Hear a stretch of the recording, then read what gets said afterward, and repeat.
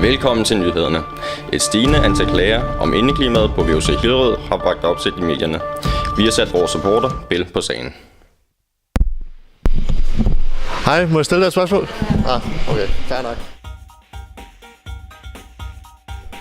Hej, må jeg stille dig et spørgsmål? Hvad synes du om skolens indeklima?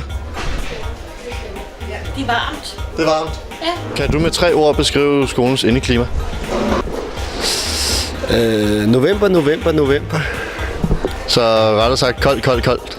Ja, eller vådt. Ja, kedeligt. Ja, mange tak for svaret. Må jeg stille dig et spørgsmål? Ja.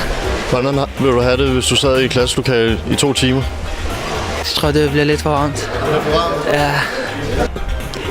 Ja, det vil jeg nok have det ret dårligt med. Jeg vil nok sådan pakke mig selv sammen. Hej, må jeg stille et spørgsmål? Wow, ja. Hvordan vil du have det, hvis du sad i klasselokalet i 2 timer? Jeg er meget varmt. Ja. Mange tak for svaret.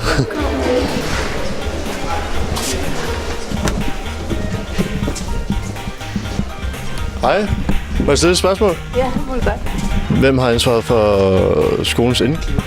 Hvem der har ansvaret? Men det har vi da alle sammen. Hvem har ansvaret for skolens indeklima? Folketinget. Mange tak. Hej, må jeg stille et spørgsmål? Jeg har time nu. Hej, må jeg stille et spørgsmål? Jeg er ikke lidt tidlig nu. Han er farlig, ham der.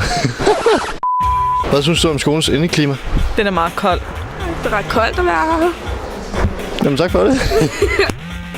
Som vi kan konkludere herude på HF og VUC Nordsjælland, indeklimaet på skolen, det er koldt, det er varmt, det er lort.